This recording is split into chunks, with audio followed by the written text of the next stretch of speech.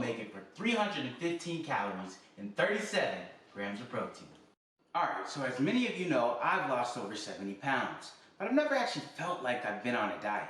Now let me explain. I've done this by never fully cutting out any foods or labeling any foods as bad.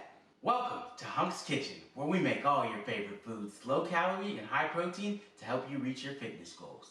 Now on today's menu, we're going to be making copycat Olive Garden mozzarella sticks with marinara sauce.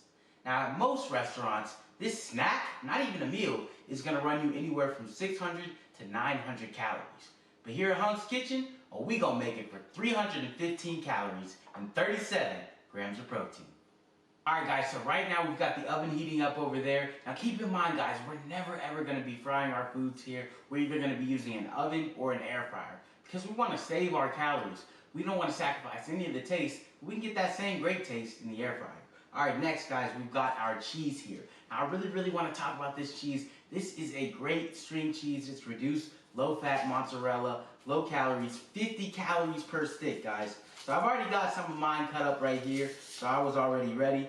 So we've got our 4 sticks we're going to be doing, and it's going to yield us 200 calories and 8 sticks for our mozzarella, guys. So next we're going to also be blending up our chips. Now I've already got my Quest chips here, but this is how we're going to get our breading. You guys are going to see, it's going to be pretty cool.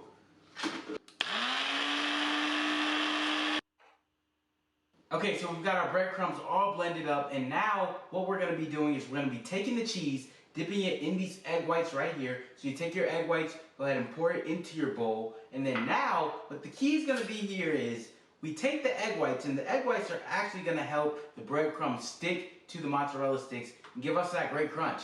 Let's try one out. Got it here, and we take it, we're going to dip it, we're going to roll it all inside. And these are going to give us our great tasting crunch and mozzarella sticks.